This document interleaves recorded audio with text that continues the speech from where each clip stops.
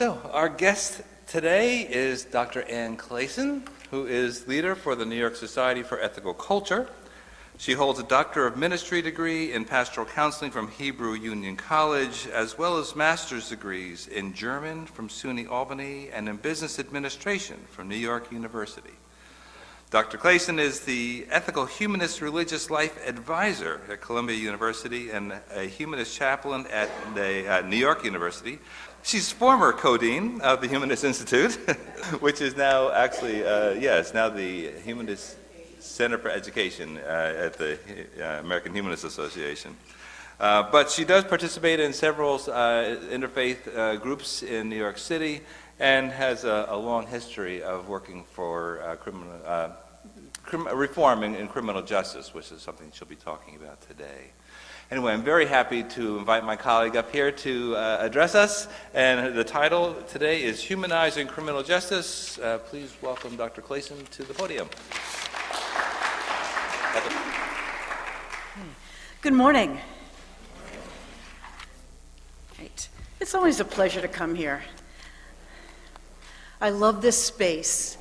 I love the way the roof goes up here. I love that you're out in the country. I live in Brooklyn, so it's nice to come out to the country. A couple of months ago, I saw a film called If Beale Street Could Talk. And I went with a couple of friends because we had gotten together for a New Year's Day party. And we were talking about this film, and I said, I want to see it, but I don't want to see it alone. And they said, we don't want to see it alone either. So why don't we make a date to go together? And as you probably know, If Beale Street Could Talk is based on the 1973 novel by James Baldwin. Indeed, the dialogue from that film is lifted almost entirely from the novel. So on a Friday, we went to see the film. Well, Lisa is the mother of my son's best friend, and Victoria is my daughter's high school friend. They're both African American women. We're watching the film, and I start to tear up. It's a very difficult film to watch. If you don't know, I'll give you a brief synopsis. A young man is arrested and for committing rape, which he did not commit, and we know that because there were witnesses, two witnesses, in terms of his alibi, I should say. Two people who can speak for him. Unfortunately, one of them is his girlfriend, so they don't take her seriously. And the other one was an ex-convict, and they somehow managed to get rid of him. So, in the film, he cops a plea. And I don't know if you're aware of this, but approximately 98% of criminal cases are resolved by plea bargains. And I leave it to your imagination how many of those are really guilty and how many are innocent or not guilty. There are a lot of statistics on here. It's difficult sometimes to be accurate. As we were leaving the theater, Lisa kind of muttered under her breath, and people wonder why football players take a knee. I walked with Lisa to her home. She and I live in the same neighborhood in Brooklyn. And we were remembering a time when her son Adam, my son Andrew's best friend, was stopped at his front door, just a couple of blocks from where we live. He was in middle school.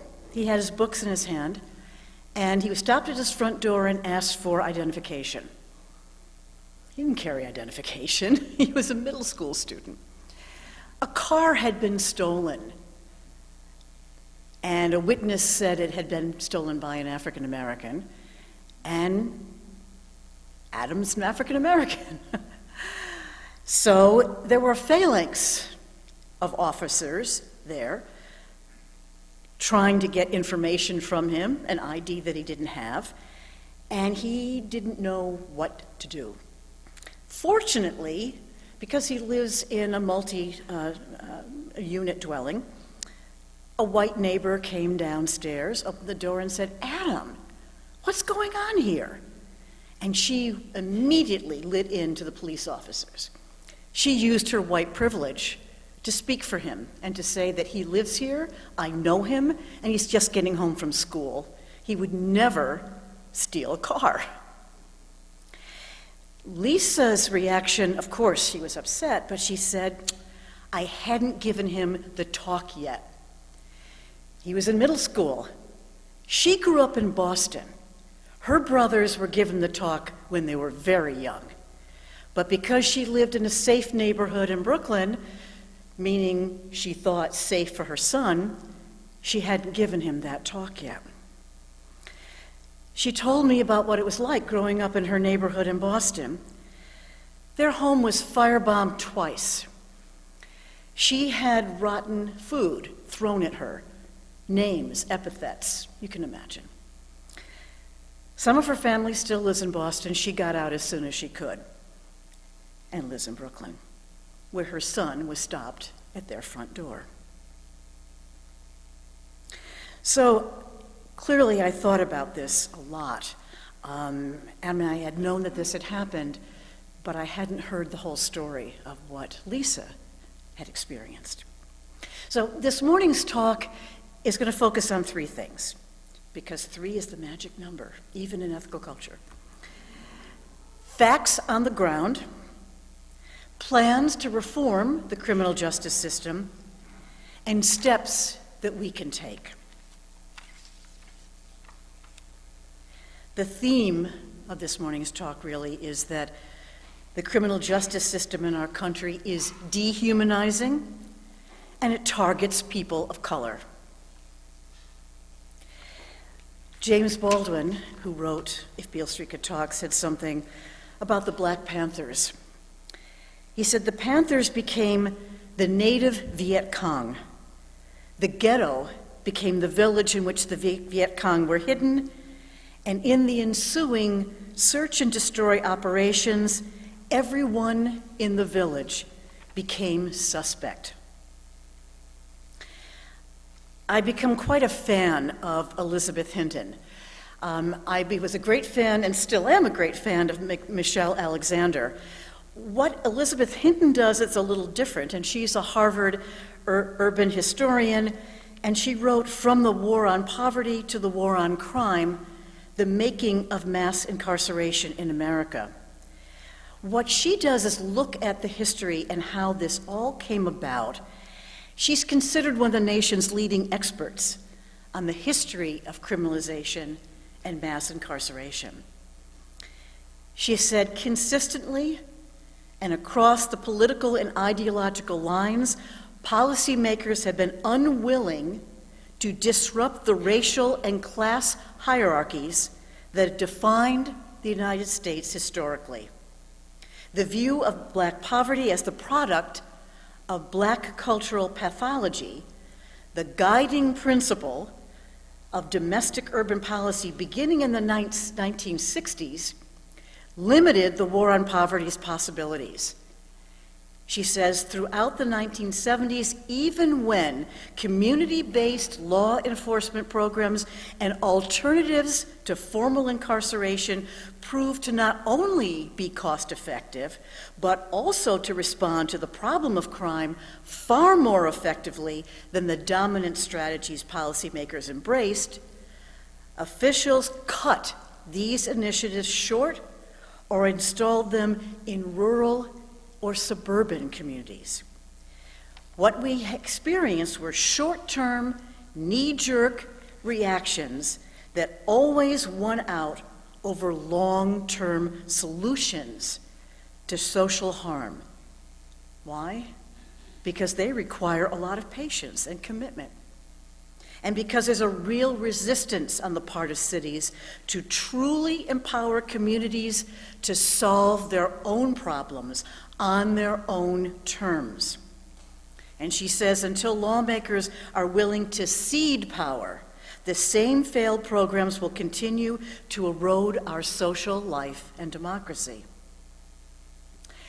Zach Cheney Rice wrote for the New York Magazine, and he said, Democrats and Republicans may diverge on several issues, but their zeal for shuffling black people in and out of cages has been mutual more often than it has not. So that's kind of a background that we're really not willing to confront the systemic racism and take a long view of social reform. Now, here are some facts. And this is from an NAACP criminal justice fact sheet, and I have some copies that I'll leave for you on the back table. First of all, incarceration trends in America. Some of you may know this because I know that we're a very well-informed community, but some of you may not. And I was surprised how many of the members at the New York Society were unfamiliar with some of these facts. Between 1980 and 2015, the number of people incarcerated in America increased from roughly 500,000 to 2.2 million. Today, the United States makes up 5% of the world's population and has 21% of the world's prisoners. Racial disparities in incarceration.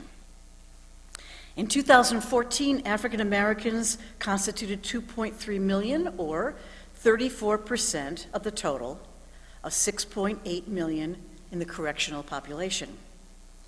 They are incarcerated at more than 5 times the rate of whites. The imprisonment rate for African American women is twice that of white women. Nationwide, African American children represent 32% of children who are arrested, 42% of children who are detained, and 52% of children whose cases are judicially waived to criminal court, right? Not family court, criminal court. And this, although African Americans and Hispanics make up 32% of the US population and comprise 56% of all incarcerated people in 2015. Drug sentencing disparities. In the 2015 National Survey on Drug Use and Health, about 17 million whites and 4 million African Americans reported having used an illicit drug within the last month. African Americans and whites use drugs at similar rates. But the imprisonment rate of African Americans for drugs is almost 6 times that of whites. Same drug use, 6 times imprisonment rate. What are the effects of incarceration? A criminal record can reduce the likelihood of a callback or job offer by nearly 50%. The negative impact of a criminal record is twice as large for African American applicants. In 2012 alone, the United States spent nearly $81 billion in the correction industry. Spending on prisons and jails has increased at triple the rate of spending on pre-K to grade 12 public education in the last 30 years. She says there's another moral component to our mass incarceration problem, that's again going back to Elizabeth Hinton, that is deeply linked to educational access. The greatest deterrent to future incarceration is one's educational level. If you do not have a high school diploma, you have a much higher chance of spending at least part of your life behind bars than somebody who has a high school diploma. So those are some facts. Now, let's take a look at some reform measures that are going on. So the bipartisan revised First Step Act of 2018 was passed. What First Step stands for is formerly incarcerated re-enter society, transformed, safely transitioning every person act. So much for acronyms, right? Okay. Now, it sounds really good, but let's be aware of some of the drawbacks to it. First of all, that it's limited to federal prisons, right? It does not involve state or local prisons or jails. So that means that the target of this target population is only 180,000 people. Okay? So it would allocate more funding to anti-recidivism programs. It would make certain offenders eligible for early release. It reduces mandatory minimum sentences for some drug crimes, and applies the Fair Sentencing Act of 2010 retroactively. All good. Only federal prisons, only 180,000 people. It bans, under most circumstances, the shackling of pregnant inmates, and mandates that individuals could not be incarcerated more than 500 miles away from their immediate families. I want to emphasize how important that distance is. There are certain neighborhoods in Brooklyn, where I live, where it's called the cradle to prison pipeline. And where do people get sent? To the northern reaches of New York State. It could take 8 to 10 hours to get there by bus.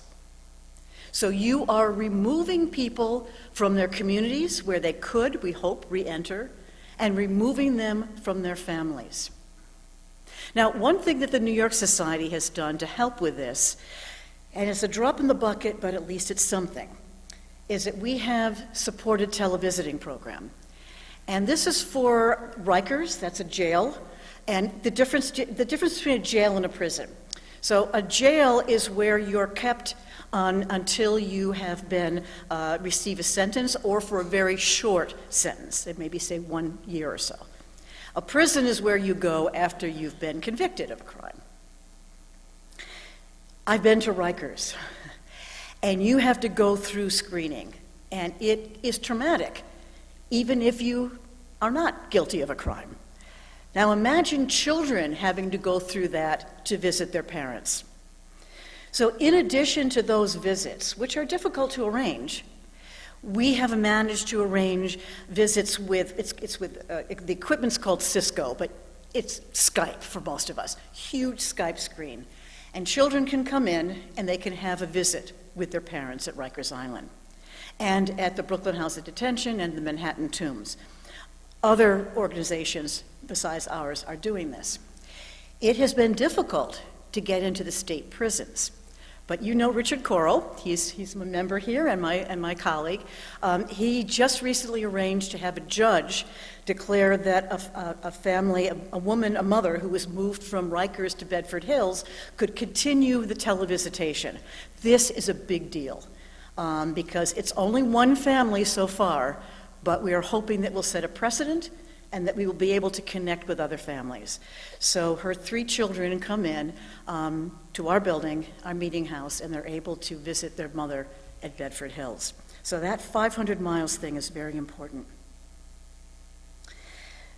Now, here are some of the risks that are involved in that. I'm going to go to Michelle Alexander because she points out something very important. The NAACP, and I'll speak first about the NAACP. Sherilyn Ifill, who's the president and director counsel of their Legal Defense Fund, has pointed out some of the problems with this.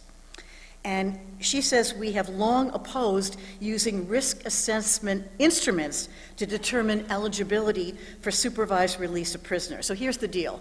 So yes, you get to be released early, but they use this risk assessment. And once you start doing that, so this person gets out early, but that one doesn't. Why? And often these risk assessments skew racist. These tools often produce racially disparate results that cannot be scientifically justified. Cheryl Eiffel says, "We hope that the measures included in this bill to address risk assessments will be sufficient to relieve these concerns, and we will closely monitor the development and use of these instruments by the Bureau of Prisons." So again, it sounds good, but if you're using a tool that is racist, then it's not really fair. So that's what she wants to take a look at, is that risk assessment language that's being used. Another aspect of this that Michelle Alexander points out is that when you are released early, you have to wear one of those E things, the E incarceration. You wear those ankle bracelets, right? So she says many of the current reform efforts contain the seeds of the next generation of racial and social control, a system of what she calls E-incarceration that may prove even more dangerous and more difficult to challenge than the one we hope to leave behind. She says bail reform is a case in point. Thanks in part to new laws and policies, as well as actions like mass bailout of inmates in New York City that's underway, the unconscionable practice of cash bail may be coming to an end. But as many of you know, we end up with a system that's pretty Dickensian. It's like a debtor's prison. If you cannot pay bail, many people do not have in their bank accounts even $200 or $500. So you will languish in a jail because you cannot come up with a cash bond. It's a debtor's prison, and it targets poor people. It targets them. And you probably have heard other stories, and I won't get into it. That's a whole other platform, I think, of people who are picked up on minor violations, sometimes traffic violations, and they can't pay, and then they end up. It goes on and on. And then they can't go to work, and then they can't pay, and then they end up in jail and then in prison. So that's a big point, is the bail reform in terms of the cash bonds. But the other thing that's so interesting and so important about this is the business with the ankle bracelets, because you are required to pay something like $300 a month to keep that ankle bracelet on. So you're being charged. So yes, you're being released. You've got an early release, but now you have to pay for it. So it's just, they get you over and over and over again. If you're lucky enough, as Michelle Alexander says, to be set free from a brick and mortar jail, thanks to a computer algorithm, and of course we know that that's a problem, then the monitoring device, they may charge you $300 a month, which is an involuntary leasing fee. And your permitted zones of movement may make it difficult or impossible to get or keep a job, to attend school, to care for your family. So you're effectively sentenced to an open-air digital prison, one that may not extend beyond your house, your block, or your neighborhood. One false step, and let's face it, these devices can malfunction, will bring cops to your front door, your workplace, or wherever they find you, and snatch you right back to jail. So looking past some of these reforms that look on the surface to be very good. Now, as I said before, this only involves federal prisons, 180,000 people. Maybe about 8% of the overall population. But it may be good, because it may set a model for those state and local jurisdictions that are not as good. Many state and local jurisdictions are better, and that's something that we kind of need to look at. John Pfaff is a law professor at Fordham University, and he has been researching criminal sentencing. He says we're at a unique moment where politicians, voters, and big donors tend to be in agreement. Many states already match or go beyond what's in that federal law. And legislatures and others now point to that federal reform as they push their local criminal justice changes. So that can be good. And most of it needs to take place at the state level. So here are some areas where we kind of need to look at the state and local level. Reducing prison populations, we need to do that. We also need to legalize marijuana. It's in use, whether it's for medicinal purposes or for recreational purposes, it's in use. And who is it targeting? I said before, drug use is the same, no matter what color your skin. So we know who is being targeted for incarceration. But with legalizing it, not only will we get some needed tax money, let's hope it goes for education, but we also are going to stop targeting people who are doing the same thing that white people are doing. Another area that has a lot of potential for us is district attorneys. There has now been a wave of local prosecutors who have ridden into office on campaign promises to reform criminal justice. In Boston, there's a Democrat, Rachel Rollins, and she won in Suffolk County district attorney on a platform that included a vow to not prosecute people for low-level nonviolent crimes such as trespassing, shoplifting, and drug possession. She believes, and other district attorneys agree with her, incarceration should be reserved for violent offenders that are disrupting the safety of our communities. And then she lists a number of crimes, like the ones I mentioned, that she will not prosecute. In Texas, a county that includes San Antonio, Democrat Joe Gonzalez won the race for DA on a platform that included reforming the bail system for nonviolent offenses. People who are presumed innocent, he says, should never have to sit in jail awaiting trial simply because they are too poor to post bond. And you may have heard of the Philadelphia DA, Larry Krasner. He was elected in 2017, and there was quite a long profile about him in the New Yorker magazine. And what's interesting about him is he started off as a defense attorney. So when he was running for DA, he got a lot of pushback. And they go, are you kidding me? You know, you've been getting all these people off, and now you want to run for district attorney? But what he said is, who better to understand those problems, and who better to try to reform the system? And so one of the things that he talks about is, let me just find what he says here. Okay, bear with me while I find his quote here. So one of the things he was elected to, they include not issuing charges for prostitution against people with fewer than 3 previous convictions and charging retail thefts for under $500 as civil offenses rather than misdemeanors. So bear with me. I've got a couple of notes here. I'm missing that one. Why am I missing that one? Okay, because I wanted to tell you about him. Okay, I don't need my notes for this, I can tell you. One of the things that Larry Krasner did when he starts with the junior DAs that come in, the first thing he does is he assigns them to read Michelle Alexander's book, The New Jim Crow. He says, first of all, how many of you know her? And if you don't know her, you need to know her. And then he assigns the reading of that book to them.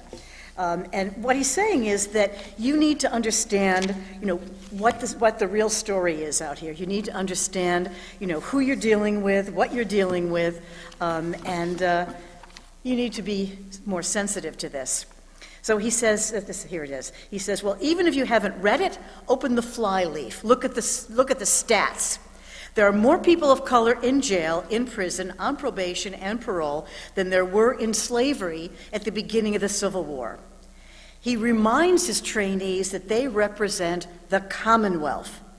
That means you represent people who are not victims of crime, people who are not defendants. You represent people, kids who are going to public school, and they have too many kids in the class. You represent because you are stewards. I love this. You are stewards of an enormous amount of social resources. What their lives can be in 10 or 15 years if resources are freed up from the criminal justice system and used in schools. So that's what he's telling his trainees. Read Michelle Alexander, understand that you're stewards of the Commonwealth, and realize that we need to put this money in better places. So, more needs to be done. And here are some steps that some people are suggesting. There's a book called Called to Rise, A Life in Faithful Service to the Community That Made Me. And it's written by David O. Brown. And he was a former Dallas police chief who believes we will make progress only when we set aside our assumptions and really start listening to each other. His approach has been based not on arrest numbers, but on police community engagement. And that led to a historic decline in Dallas's crime rate between 2010 and 2015. So what he had his police officers do was to go door to door to meet people they were charged with protecting, attending homeowners association meetings and block parties, hosting basketball games, and offering counseling sessions at high schools. Well, that's something that he was doing in Dallas that worked. There's another book called Chokehold, Policing Black Men by Paul Butler. And he says, cops routinely hurt and humiliate black people because that is what they are paid to do. The police, as policy, treat African Americans with contempt. So he's rather cynical. He says liberal reforms, such as anti-discrimination laws, have not brought long-term change. So Paul Butler, like Elizabeth Hinton, is speaking to the historical fact that we use short-term fixes and not long-term reforms. He demonstrates that when citizenship rights are extended to African Americans, policymakers and officials at all levels of government historically used law and incarceration as proxy to exert social control in black communities. And what he says ultimately is, in order to halt this wretched cycle, we must not think of reform, we must think of transformation. The United States of America must be disrupted and made anew. He thinks it's wise to reallocate funding from police departments and correctional authorities to community health care. So once again, how do we take this money, right, that's been put into criminal justice, jails, prisons, and reallocate it to education, to community health care, to empowering people in their communities to do what they know is right for their own communities? And then finally, another book, Policing the Black Man, Arrest, Prosecution, and Imprisonment. It was edited by Angela Davis, so it's a number of essays, and she edited this. And what the essay going back to Elizabeth Hinton, whom I'm a big fan, she says, so many of these programs known as procedural justice, policemen are taught that if they treat people with dignity, respect, and fairness, they will build trust and gain legitimacy.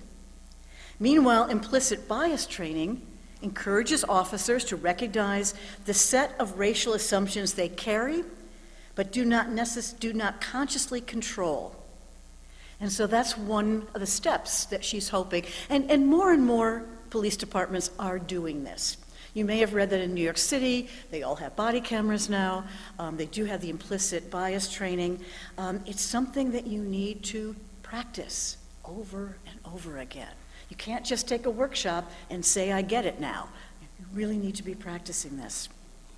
You probably have heard of Bryan Stevenson. He's the founder and executive director of the Equal Justice Initiative in Montgomery. And he's dedicated his career to helping the poor, the incarcerated, and the condemned. He often looks to South Africa, where a series of truth and reconciliation programs has sort of helped to deal with a lot of those issues. So we have a number of programs now that we hope will move us to looking at those past abuses that must be repaired so that safety and justice can coexist for all of us. Elizabeth Hinton again says, the problem is that if we're going to have any kind of meaningful criminal justice reform, it needs to involve police reform and new approaches to keeping communities safe. It needs to really involve a rethinking of our sentences, and not just for drug crimes, but also for the ways in which we sentence people who are convicted of violent crimes. So, where do we go from here? It's a tough one, isn't it?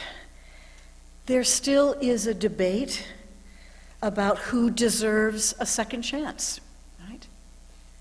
Who deserves that? Also at Bedford Hills, a number of years ago, Eve Ensler, who famously wrote the Vagina Monologues, did a writer's workshop at Bedford Hills, and there's a lovely documentary that came out of that. It's called What I Want My Words to Do to You. And she worked with women at Bedford Hills who were there pretty much on life sentences. And one of the things that she worked with them is their own sense of what they had done and their guilt for what they had done, and getting past their sense of self, their sense of identity, that identifying themselves only with that act that they had committed. So even in a couple of cases where the families of the person who had been murdered had forgiven her, she had not forgiven herself. And a lot of it has to do with how we think about ourselves and our lives, that one act, and in many of these cases in this workshop, it was one act, doesn't define who we are and what we still have to contribute to society. Hinton again says, I think of black women in many ways as the primary casualties of the war on drugs, because even though women as a whole are only about 8% of the entire prison system, there are more black women serving time for drug offenses than any other group. And so how do we move past that? And how do we move from a punitive system, punitive justice, to restorative justice? Fortunately, there are many programs now on restorative justice, and that's a good thing. Howard Zehr of the Zehr Institute for Restorative Justice, who's known as the grandfather of restorative justice, was an early advocate of making the needs of victims central to the practice of restorative justice, and a core theme of his work is respect for the dignity of all peoples. And when you practice, when you put into place restorative justice, it is a deeper level. The levels of recidivism plummet. Recidivism meaning going back into the system. When you apply restorative justice, these levels go down, because it calls on the truth of what's happened, and it calls on community building, to really look at what's happened, what harm has been done, not only to victims, but also to the community. So, in conclusion, I recommend that we get on board with restorative justice, with supervised televisitation to keep families connected, every way that we possibly can to keep our communities together. I mentioned that I started this with, I'm having very difficulty with my thing here. Here we go. I started off with If Beale Street Could Talk, and so I'd like to close with that as well. So Lonnie and Tish are the young lovers, and he's been sent to jail. Tish is pregnant with his child. So this whole novel and the film is in the first-person narrative. She says, He's in jail. So where we were, I was sitting on a bench in front of a board, and he was sitting on a bench in front of a board, and we were facing each other through a wall of glass between us. You can't hear anything through this glass, and so you both have a little telephone. You have to talk through that. I don't know why people always look down when they talk through a telephone, but they always do. You have to remember to look up at the person you're talking to. I always remember now because he's in jail, and I love his eyes. And every time I see him, I'm afraid I'll never see him again. So I pick up the phone as soon as I get there, and I just hold it, and I keep looking up at him. So when I say, "Alonzo," he looked down, and then he looked up, and he smiled, and he held the phone, and he waited. I hope that nobody has ever had to look at anybody they love through glass. Thank you.